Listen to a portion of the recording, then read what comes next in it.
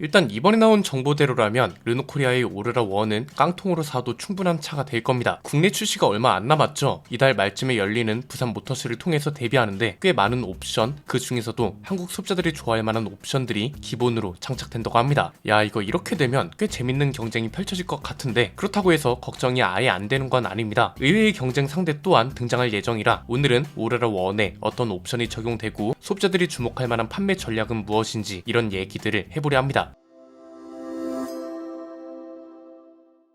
우선 어떤 옵션들이 들어가는지부터 볼까요? 가장 대표적인 건 ADAS 장비입니다. 이게 기본으로 탑재된다고 하는데, 이렇게 되면 흔히 말하는 반자율 주행 기능들이 모두 기본으로 탑재된다는 거겠죠. 자동차 스스로 앞차와 간격을 유지하면서 달리고 차로 중앙도 유지하면서 달릴 수 있다는 거고요. 여기에 항상 기본으로 따라오는 사각지대 경고 시스템 같은 것도 기본으로 적용될 걸로 보입니다. 주목할 만한 건 이 외에도 한국형 옵션들이 대거 적용된다는 겁니다. 최근에 내부 품평에도 마쳤다고 하는데 팀앤 모빌리티랑 협업을 해서 통합형 인포테인먼트 시스템을 추가한다고 합니다. 볼보 플랫폼을 공유하는 차라 그런 건지는 몰라도 볼보처럼 팀앱을 기반으로 쓰는 시스템이 들어간다는 거죠. 국내에서 가장 많이 쓰는 내비게이션 브랜드이기도 해서 이건 아마 볼보처럼 편리할 걸로 보이고요. 외관과 마찬가지로 실내 구성은 싱유의 L하고 비슷하게 나올 수밖에 없을 겁니다. 이 말은 즉 가로형 디스플레이가 대시보드를 거의 모두 차지할 거란 거고, 기존에는 세로형 디스플레이라서 호불호가 많이 갈렸지만 이제는 그럴 일이 없다는 소리이기도 합니다. 전체적으로 사용 편의성에 있어서 기존 르노 차들보다는 훨씬 좋을 걸로 보입니다. 이 정도가 기본으로 적용된다면 사실상 깡통으로 사는 게 가장 합리적일 수 있겠죠. 웬만한 옵션이 다 들어간 차들은 대부분 사치품이라 불릴 만한 것들만 옵션으로 빼놓잖아요. 대표적인 게 파노라마 썬루프나 프리미엄 스피커 같은 것들인데요. 뒤에서 자세히 얘기하겠지만 오로라 1은 특히 시작 가격과 구성이 중요한 차라서 일단은 좋은 소식이라 볼 수 있겠습니다. 차명은 아직 확정되지 않았다고 합니다. QM7이 될지 그랜드 콜레우스가 될지 이건 지켜보면 될 것 같고요. 부산 모터쇼가 코앞으로 다가왔고 여기서 가장 주목받을 만한 차인 건 분명합니다. 기아가 타스만을 공개한다는 말이 있긴 한데, 그렇다 해도 아마 타스만하고 거의 비슷하게 많은 관심을 받을 겁니다. 물론 논란이 없는 건 아닙니다. 가장 대표적인 게 중국 지리 자동차의 싱유의 L을 거의 그대로 들여온다는 게 공식 홈페이지 영상을 통해 알려졌고, 이것 때문에 어떤 말이 나오나요? 한국 공장을 택가리하기 위해 이용하는 거다, 한국 시장은 세탁용이다, 이런 거죠. 이게 가장 먼저 해결해야 하는 문제라고 볼 수 있는데 이건 뒤에서 자세히 얘기해 보도록 하고요. 이 차가 중요한 이유는 간단합니다. 소비자들 입장에선 새로운 선택지가 합리적으로 나오느냐, 그리고 그에 따라 가격과 상품성 경쟁에 불이 붙느냐, 이런 거고요. 르노코리아 입장에선 사실상 회사의 운명이 걸린 거라고 할 수 있습니다. 르노코리아가 진심으로 한국 판매 시장을 생각한다는 걸 증명할 수 있는 처음이자 마지막 기회라고 보거든요. 사실상 이 차가 증명을 못하면 그 다음 차들은 굉장히 어려울 겁니다. 이렇게 되면 또 뭐가 따라붙냐? 앞에서 말한 중국 자동차 택가리라는 의문에 확신을 더해지는 꼴이 되는 거라서 회사 전체적으로 부정적 이미지를 탈피하기가 더 어려워지는 건 당연합니다. 이게 지금 르노코리아의 전략 이야기와 연결되는데, 이제 르노코리아는 정치적 문제와 항상 엮일 수밖에 없을 겁니다. 지리 자동차와 본격적으로 협업에 나선 거고, 오로라 1에 이어서 오로라 2와 오로라 3도 지리차와 협업해서 나오는 차입니다. 그러니 당연히 중국 관련 문제가 엮일 수밖에 없는 거죠. 일본 차가 불매운동 시즌에 판매량이 안 나오듯 중국 관련 이슈가 뭔가 크게 터지면 당연히 판매량과 브랜드에 타격이 갈 겁니다. 현대차 그룹이나 토요타, BMW 이런 회사들이 이런 면에서 안전한 이유가 이겁니다. 이 회사들은 독자적인 회사죠. 아우디가 폭스바겐 산하에 있고 벤츠 지분에 지리 자동차가 껴있는 것과 다르게 이 회사들은 브랜드 자체가 하나의 그룹입니다. 그래서 비교적 외부 리스크가 적고, 그냥 뭐 미국 IRA 같은 것처럼 현지 시장 상황에 맞게 대응해야 하는 것과 아예 국가 간 정치적 리스크가 영향을 주는 건 차원이 다릅니다. 중국은 특히나 글로벌 국가들 사이에서 비호감도가 상당히 높습니다. 즉 중국에서 뭔가 외교적 문제를 부정적으로 끌고 가면 그거대로 문제가 된다는 거죠. 우리나라는 수출로 먹고 사는 나라이기 때문에 외교적으로 아예 등을 질 수는 없지만 소비자들이 생각하는 비호감 이미지를 거스를 수는 없습니다. 우리나라에선 특히나 이게 또 중요한 이유가 르노코리아와 KGM은 경우가 살짝 다르기 때문입니다. KGM은 KGM이 잘해야 잘 팔립니다. 그럴 수밖에 없는 게 비아디랑 전기차를 협업해서 만들긴 하지만 아직 우리나라는 내연기관차 위주로 판매량이 나오고요. 하이브리드 차는 전기차만큼 배터리 원산지나 기술 출처에 대한 관심이 비교적 덜 하기도 합니다. KGM도 어차피 내년쯤 하이브리드 차가 도입된다고 하니 여기는 문제가 되고 있는 디스플레이 관련 오류만 잘 해결해도 반 이상은 갈 겁니다. 왜냐면 디자인이나 차체 개발 같은 건 어쨌든 국내에서 하고 생산도 국내에서 하고 있으니 그나마 중국 리스크 리스크에서 자유롭다는 거죠. 그런데 르노코리아는 경우가 좀 다릅니다. 생산은 한국에서 합니다. 그런데 싱유의 L이 거의 그대로 들어오는 이상 이 차는 디자인이나 차체 개발이 중국에서 된 차가 되는 겁니다. 아무리 볼보와 플랫폼을 공유한다 해도 이 문제가 분명 여론상 발목을 잡을 거란 거죠. 그래서 더 공격적인 전략이 요구되는 겁니다. 볼보와 플랫폼을 공유한다는 사실이 긍정적인 요인으로 작용하려면 일단 소비자들을 접근하게 하는 게 첫 번째입니다. 결국은 저렴한 가격으로 소비자들이 접근을 늘리는 게 가장 확실하다는 건데 걱정이 안 되는 건 아닙니다. 오히려 생각보다 높게 나올까봐 우려스럽죠. 오늘 살펴본 것처럼 기본 옵션이 꽤 탄탄합니다. 그리고 싱유의 L이 실내를 보면 알 수 있듯 디스플레이가 화려하게 들어갑니다. 이런 차들은 기본적으로 시작 가격이 비쌉니다. 이게 한국에서 불리하게 작용할 수밖에 없는 게 현대기아차뿐만 아니라 KGM도 디스플레이는 대부분 옵션에 따라 다르게 적용되고 있습니다. 이렇게 되면 좋은 이유가 가격폭 자체가 넓어지고요. 소비자들도 입맛에 맞게 차를 선택할 수 있다는 게 가장 큽니다. 표시 가격이 중요한 이유는 뭐라고 했나요? 예컨대 비슷한 옵션으로 소렌토를 사면 3,500만원이고 오레라 1은 3,300만원이에요. 그런데 소렌토는 시작 가격이 2,900만원이고 오레라 1은 3,200만원이래요. 이러면 이제 대다수의 소비자들은 소렌토가 오레라 1보다 저렴하다 이렇게 인식하고 접근하기 때문에 중요하다는 겁니다. 여기에 또 작용하는 게 싱유의 L을 거의 그대로 들여온다는 게 알려진 이상 중국차라는 인식을 벗어나야 한다는 과제도 생긴 거잖아요. 이걸 탈피할 수 있는 가장 좋은 방법은 가격이 저렴한 겁니다. 가격이 저렴하면 그래도 가격 보니까 용서가 되는데 이런 반응이 나올 수 있으니까요. 반대로 국산차보다 비싸면 야 어차피 중국차 그대로 들여오면서 왜 가격은 더 비싸 안 사고 말지 이렇게 되는 거고요. 사실 가격이 별로면 모든 전략이 거의 안 통할 겁니다. 그래서 이번엔 특히 가격이 중요하다는 겁니다. 만약 현대기아차보다 판매량이 잘 나오는 브랜드였으면 이런 말도 할 필요 없고요. 한국 판매 시장은 신경 안 쓰고 생산 기지로만 활용한다 했으면 이런 내용도 필요 없습니다. 그런데 지금은 그게 아니죠. 오레라 프로젝트 자체를 아예 그룹사 차원에서 밀어주고 있고 전시장 리모델링까지 대대적으로 하면서 엠블럼하고 모델명까지 싹 다 바꾼 건 판매 시장으로서도 신경을 쓰겠다는 거잖아요. 이게 진짜라면 이 전략을 활용하지 않을 이유가 없는 겁니다. 브랜드 전체적으로 침체기입니다. 올해 5월까지 판매량이 10,000대를 채 못 넘겼습니다. 브랜드 판매량 꼴찌고요. 점유율은 1.7%에 불과했습니다. 신차 100대 중 르노코리아 차는 2대도 안 된다는 거죠. 반올림 하면 겨우 2대인 거고요. 절대적인 판매량도 하락세입니다. 올해 5월까지 팔린 게 9,172대인데 이건 작년 같은 기간 대비 1,377대가 덜 팔린 겁니다. 브랜드를 보는 소비자들의 시선이 부정적이라고는 단정할 수는 없지만 안 팔리는 브랜드라는 인식은 당연히 있을 수밖에 없는 거죠. 오레라 1이 아무 논란이 없는 차라면 모르겠지만 몇 가지 걸리는 게 있기 때문에 공격적인 전략이 필요하다는 겁니다. 좀 더 현실적으로 말하자면 KGM 판매량부터 뛰어넘는 걸 목표로 삼고 그 다음이 현대차 그룹과의 경쟁이 되어야 할 것 같습니다. 올해 오레라 1이 시작을 잘 끊어야 할 겁니다. 잘 팔릴 조건도 넘쳐나기 때문에 더욱 중요하다고 하는 겁니다. 소렌토급 중형 SUV고 심지어 하이브리드 모델로 나옵니다. 국내에서 가장 잘 팔리는 차종과 엔진 종류잖아요. 심지어 국내에서 생산되기 때문에 가격을 합리적으로 책정할 수 있는 조건도 확실합니다. 내년이면 KGM도 하이브리드 모델이 도입될 거고 KGM도 전략상 저렴한 가격을 내세울 수밖에 없기 때문에 올해 시작을 잘 해서 점유율을 미리 확보해 놔야 내년에 도입되는 신차도 순탄하게 갈 수 있다는 거죠. 르노코리아 이야기를 하면 정비센터와 같은 인프라 얘기도 많이 나오는데요. 이건 사실 그 다음 문제입니다. 브랜드가 돈을 벌어야 이런 것도 신경 쓸 수 있는 건데 판매량을 보시면 알 수 있듯 지금은 판매량을 올리는 것에 집중해도 모자랍니다. 가격이 정말 큰 돌파구가 되어야 합니다. 특히나 시작 가격이 중요하다는 걸 다시 한번 강조하면서 마무리하겠습니다. 오늘 내용은 여기까지입니다. 내용이 유익하셨다면 구독과 좋아요 알림 설정 부탁드립니다. 지금까지 저는 안피디였습니다. 감사합니다.